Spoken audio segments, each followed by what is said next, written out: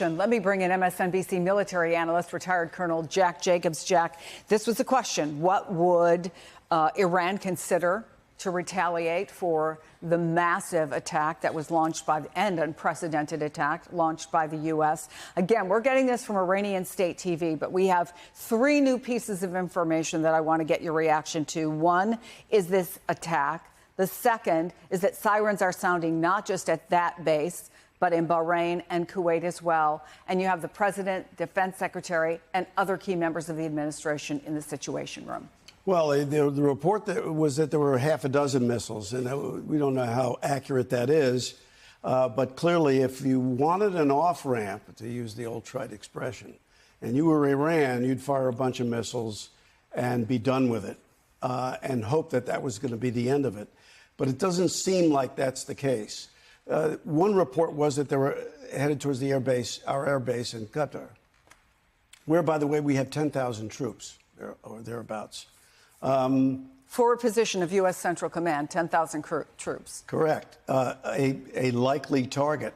But if sirens are also being heard in Bahrain and Kuwait, we have naval forces stretch all across the Middle East as well. It may mean that there are other missiles, which means that Iran has decided that it's not necessarily looking for a way to get off of this, get out of this problem, but in fact are raising the stakes. The trouble for Iran is that it's kind of stuck. It's got to do something, it thinks, in order to demonstrate that it's not weak. Don't forget, it's got a domestic audience as well, not the people, but the Republican guards, who in many respects may in fact be lots less progressive even than the mullahs, on the one hand, and the rest of the world also, though it's the domestic audience that they've got to be most concerned about. And second, to make sure that the United States understands that it's capable of responding to preclude further Western attacks.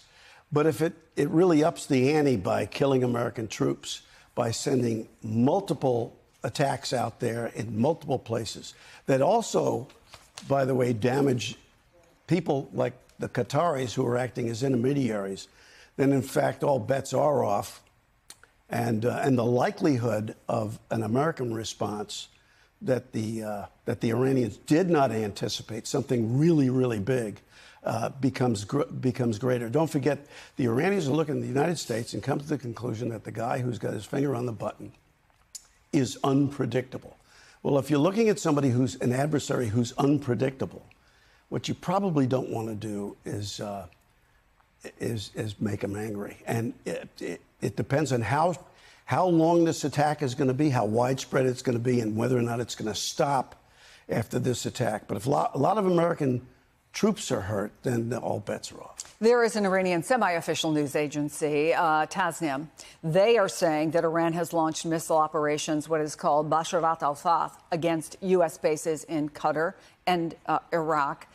This basically translates to glad tidings of victory. The operation code phrase is Ya Aba Abdillah, which is a reference to Imam Hussein. So when you talk about messaging and the importance of the domestic audience that the Ayatollah and the people around him are most concerned about, just the name of it will tell you something. But let's consider more specifically the dangers here of escalation, because what the message was from supporters of the president, this was going to potentially just shut it down. This is not shutting it down. Well, they keep talking about, the administration keeps talking about this being a war against the nuclear capability of Iran. And of course, that's where the attacks were. By the way, as an aside... Let me stop you for just a second, because Courtney Kube, who is our reporter at the Pentagon, has gotten in front of a camera now. Talk to us about what we know about these bases. And very importantly, we've heard a lot over the last 36 hours or so about the defenses that are in place. So tell us about that. Yeah, that's right. So one of the main bases that we're talking about here is Al Udeid. That's in Doha. It's this sprawling, enormous air base that is actually owned by the Qataris, but the U.S. military has been there with thousands of troops operating off that base, largely airmen, for years now. Now, it does have extensive air defense systems in it. That's both ground-based systems, which we've been hearing a lot about in recent days, that have the ability to shoot down not only incoming missiles, but also drones. But they also have multiple fighter squadrons there, fighter jets, that have the ability to go up in the air and shoot down incoming as well. We've seen them do that in frankly, in recent months, U.S. aircraft up shooting down incoming drones, and they can even take down certain missiles, Chris. So that is the defense that they have on the base. It is, as I said, an enormous, sprawling base right in Qatar. But there are other U.S. military installations that also are in the area that are well within the reach of Iran. One is the head of the U.S. Navy in the Middle East, known as Fifth Fleet. It's in Bahrain. There is also there are bases in Iraq as well, multiple bases there that have also come under attack in recent months from Iranian proxy groups, well within, obviously, range of Iran if they were to decide to go after one of those. Remember, Iran has actually targeted U.S. troops and the installation at al-Assad, which is in western Iraq. After the attack on Qasem Soleimani, they retaliated with a number of ballistic missile drones striking that base, causing a number of injuries among U.S. service members, primarily in traumatic brain injuries. Those are three of the main ones that we're looking at. But, Chris, there are a number of other installations there, and we cannot forget, we're not just talking about the U.S. military assets that exist on land. There are U.S. Navy ships at sea.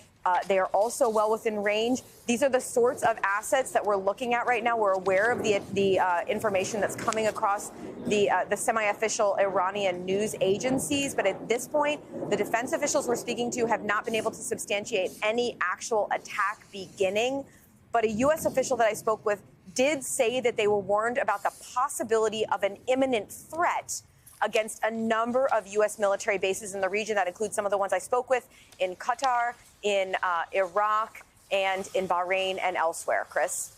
Thank you so much, Courtney Kube. Come back to us as we get more information. But I want to bring in Brigadier General Mark Kimmitt, retired and former Assistant Secretary of State. We just got a statement from Iran's armed forces. I'm going to read you little parts of it, if I can, General. In response to what they call the blatant military aggression of the criminal regime of the United States against the peaceful nuclear facilities of the Islamic Republic of Iran, and in clear violation of international law, Iran has launched a powerful and destructive missile strike on the Al Udeid air base in Qatar. The operation is being carried out under the sacred call. The message to the White House and its allies is clear. It says, Iran will never leave any violation of its territorial integrity, sovereignty, or national security unanswered. We warn the enemies of the Islamic Republic. The era of hit and run is over.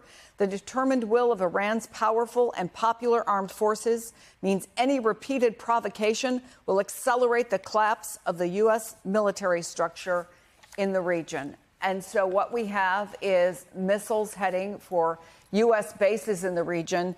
Your reaction to what we're seeing right now? Well, I'm glad we probably have some airplanes on scramble alert. Hopefully they're up in the air right now, taking on those ballistic missiles and possibly drones as well.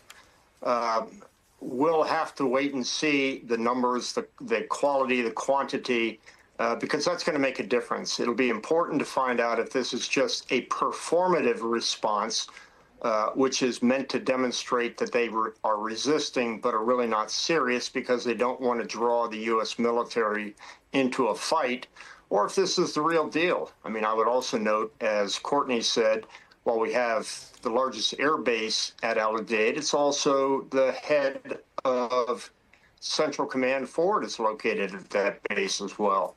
So they've picked these targets carefully. I would just hope we wait and see what happens. Hopefully we can make sure there are no Americans injured. I was really concerned in that message where they said we won't put up with hit and run, which is another way of saying our view that this is one and done hasn't been well received by Iran.